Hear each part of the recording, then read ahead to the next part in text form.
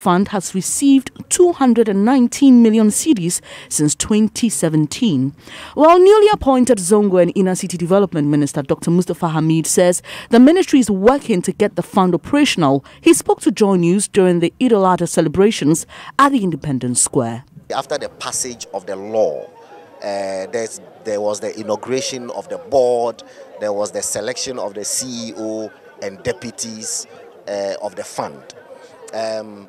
What I inherited from the past minister is the search for, first of all, office accommodation to house them, to staff the place, and then to begin to look at the proposals, to take on proposals that would be implementable in these Zongo communities to ensure their development. So, quite frankly, the fund itself has not taken off. While speaking at the same event, President Akufo-Addo said Ghanaians must learn to be selfless and help the country grow. Today, our country needs people imbued with the character of the Prophet Ibrahim. We need to build a nation of sacrifice.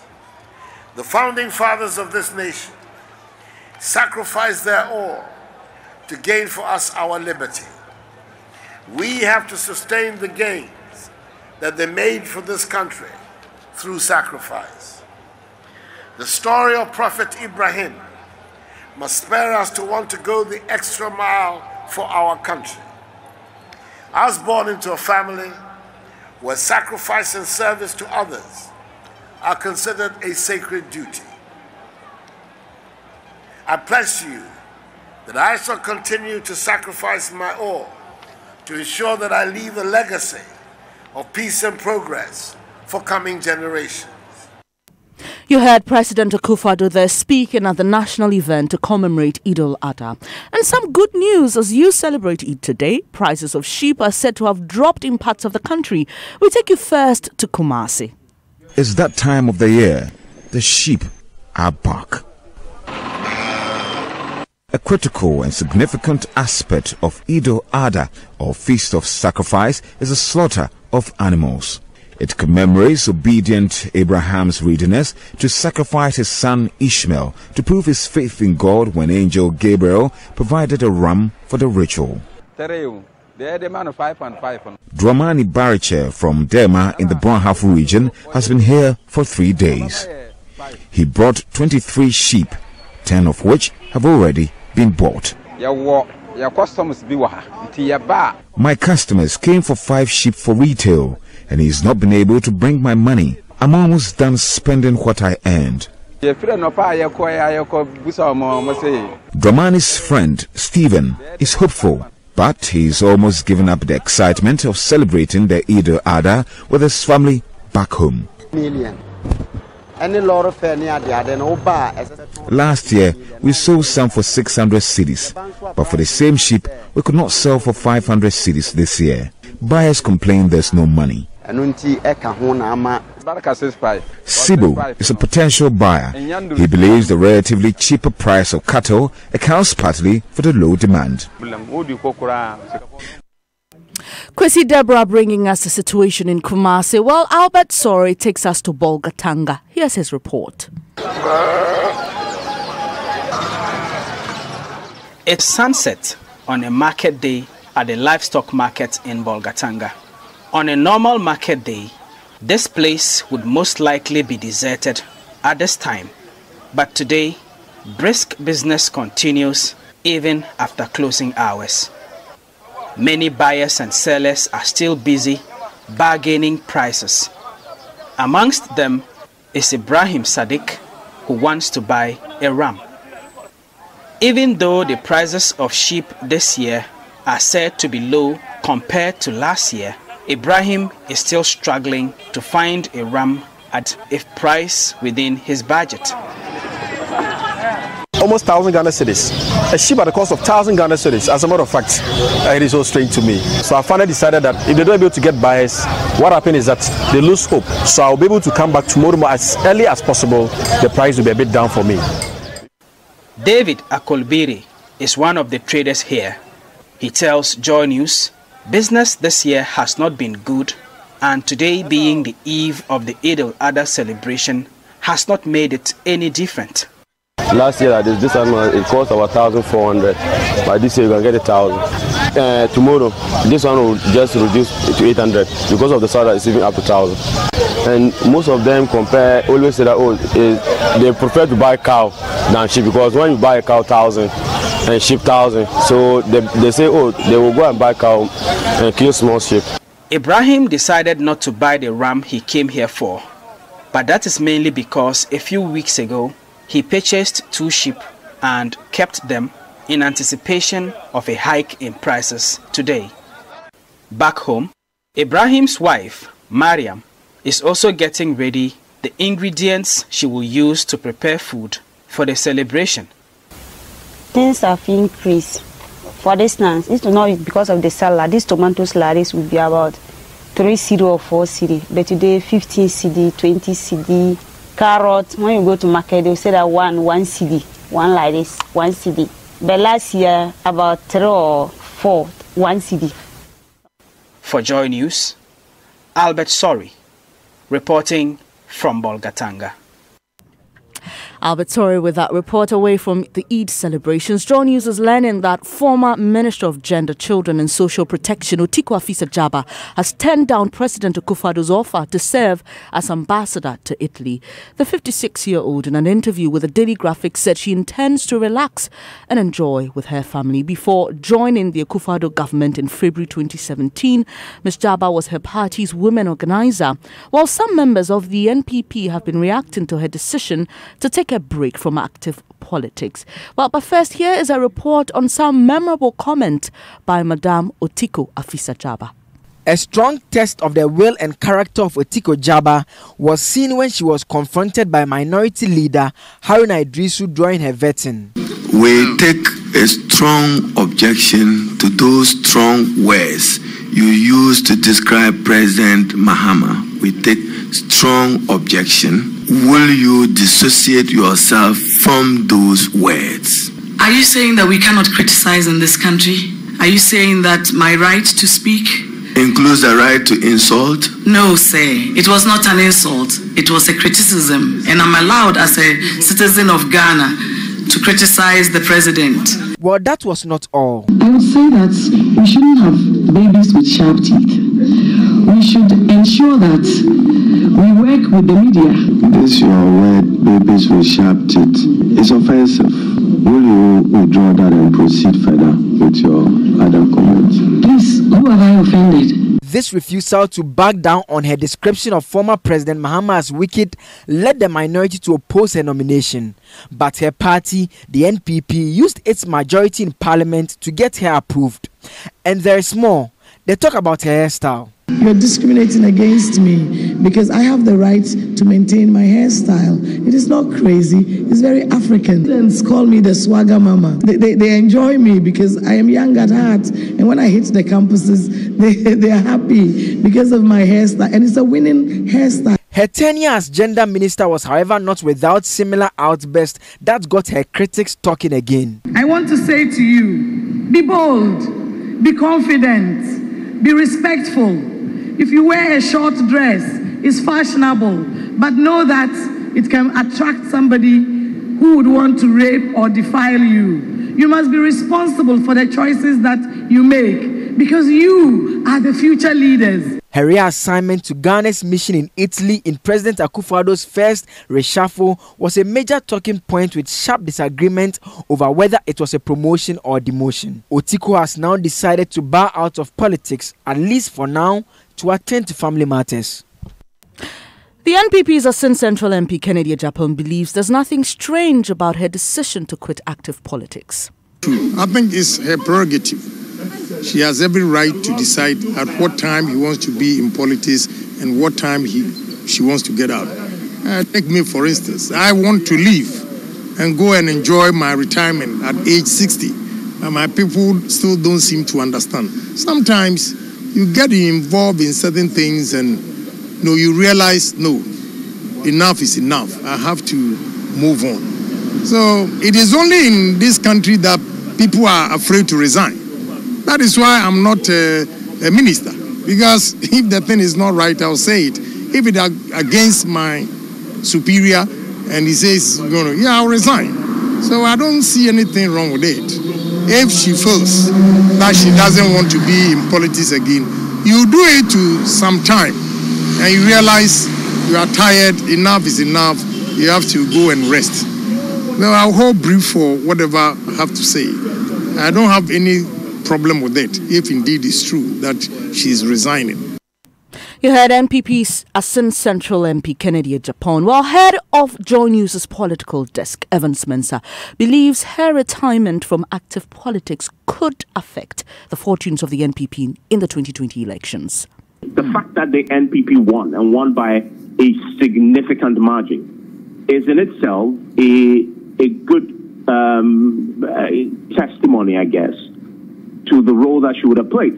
No matter how small, the party won, and you cannot discount the role she would have played in organizing the female, sex, women for the party's cause. So clearly, and she would have gained some invaluable experience in that role. And whoever recently won that position at the party's recent the conference will need sort of tutoring from her because of the role she played. And so the party definitely, her experience, if she says she's taking a backseat from active frontline politics, that doesn't mean, for example, that once she goes into the family mode, she will her advice is also absent. I don't know. Possibly she can still advise, but they will need Otiku Fisajaba going into the 2020 election. Head of our political desk, Evans Mensah there. Now, a board member of the defunct Unibank, Professor Newman Kusi, says many of the claims contained in the KPMG report on the collapse of the bank did not come to the attention of the board.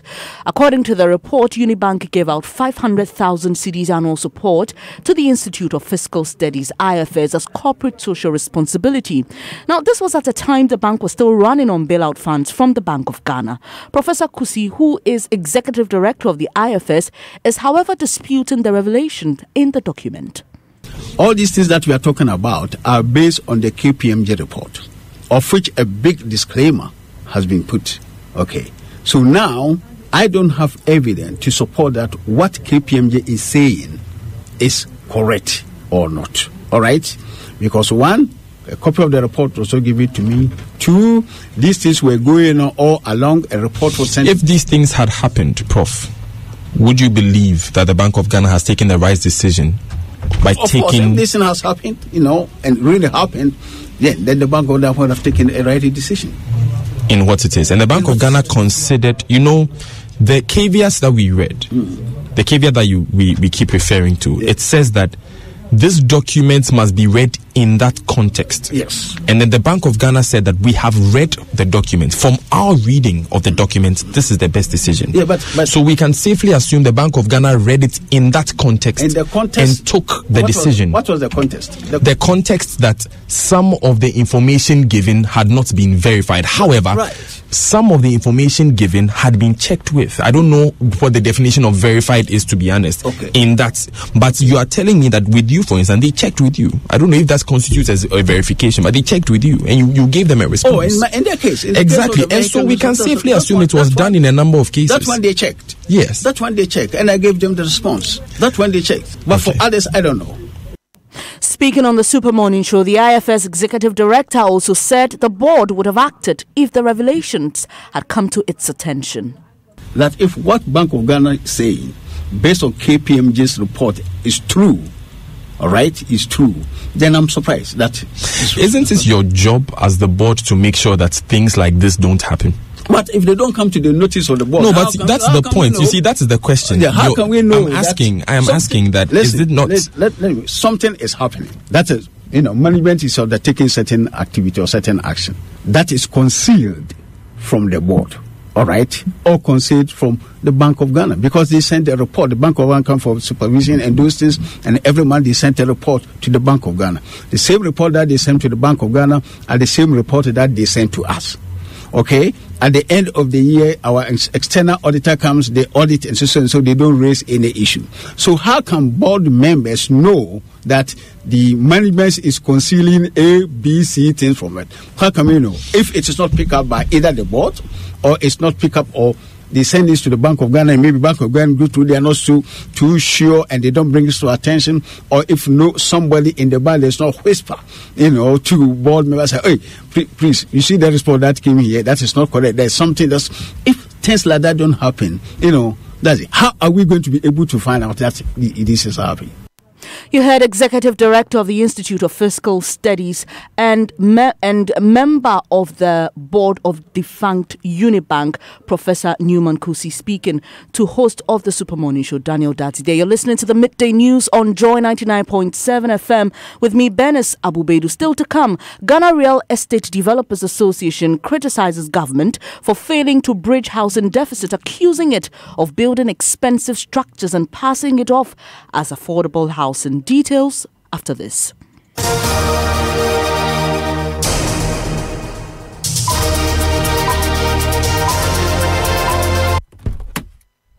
That is a sweet sound of excellence. That is a sound from Mack. Yes, Mack Ghana is the #1 distributor of the world's best quality Isuzu and Chevrolet vehicles in Ghana. Isuzu trucks from 1.5 tons to heavy-duty vehicles. Isuzu buses from 15 to 33 seaters, double and single cabin pickup, available in automatic and manual transmissions. We also stock a wide range of Chevy cars, from SUVs, sedans, and small cars, fully loaded with exquisite specifications. All our range of vehicles stand out due to its high fuel efficiency, safety, luxury, spacious interior, world-class delivery, and after-sales servicing. What's more, we offer flexible payment terms to meet your pockets. Mack Ghana is a sole distributor for Isuzu trucks and pickups, as well as all range of Chevrolet cars in Ghana. Call us on 0302-813-919 in Accra or 0242-039-550 in Kumasi. Visit our website mackghana.com. Mack Ghana, with you for the long run.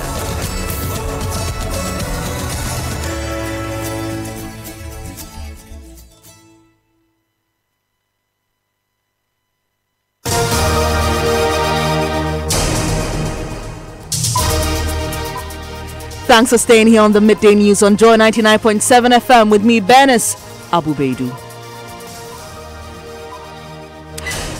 Now, the Ghana Real Estate Developers Association, GREDA, has heavily criticized government over its inability to bridge the housing deficit. Executive Secretary of the association, Samuel Amegaibo, accuses government of putting up expensive structures under the guise of affordable housing, pointing to the recent cutting for the construction of 320 housing units for the police service by the Vice President. Mr. Amegaibo noted the government will be spending about $140,000 per unit, something he describes as unfair. He spoke at the opening of Group Indum's first estate. Government himself that is claiming to be doing affordable houses, the prices of their houses, go and check. They are higher than real estate developers who are doing all their projects without any support at all from government. Why is it so? It means there's some miscommunication between our approach. You understand? This project that we launched right now, he's done a beautiful 3-bedroom. He's selling it for $120,000. Go and check government-owned announcements recently for housing for the police. Obviously, it's supposed to be affordable housing. And if you check the costs for those projects, a simple calculation tells you that it's going to cost them on average $140,000. And this is after they have gotten surely free land, maybe some support with tax importation for their materials and all this. They are getting all this support from government, and so their prices are higher than the real estate developers who are locally producing. Mr. Amegaibo also questioned the Housing Ministry's approach to dealing with the issue of rent challenges in Ghana. Renting and then the advances are too much. But if there are a lot of houses available and they have to even chase us to come and occupy, obviously the dynamics will change. So I agree with the minister when he says that if there are more houses on the market, definitely the issue of rent advance would not even be an issue. I agree. But the point I'm raising here is that what has been the pragmatic measures? You can't say we should provide houses and you haven't provided the solution. What is the way to put the houses on the market? Just saying that there should be houses is rhetoric. What is the agenda for the supply of cheap houses on the market? That is what I'm talking about. He didn't tell us anything in that area. It is just keep talking, and then the next time you hear is news item on the media. Government has allocated project. They are delivering 1,000 houses there, 2,000 houses there, and these are not sustainable. Providing housing for the people has no end. Life continues. People are getting married every day. More children are being born. Our population keeps increasing. So you don't need execute and go agenda for housing. There has to be sustainable, revolving arrangement.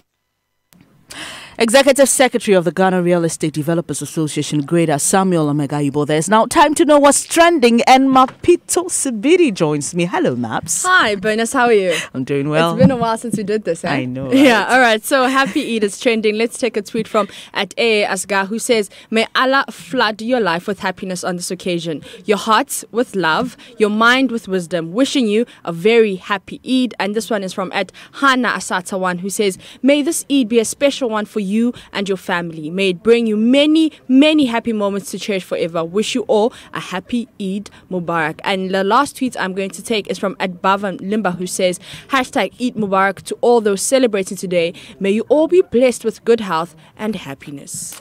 Thank you very much, Mapito Sibidi, and we also wish you out there a happy Eid. And that'll be all for this edition of the Midday News. Before I leave our top story, chilling details emerged on the killing of a mobile money vendor who was gunned down by suspected robbers at Asylum Down in Accra.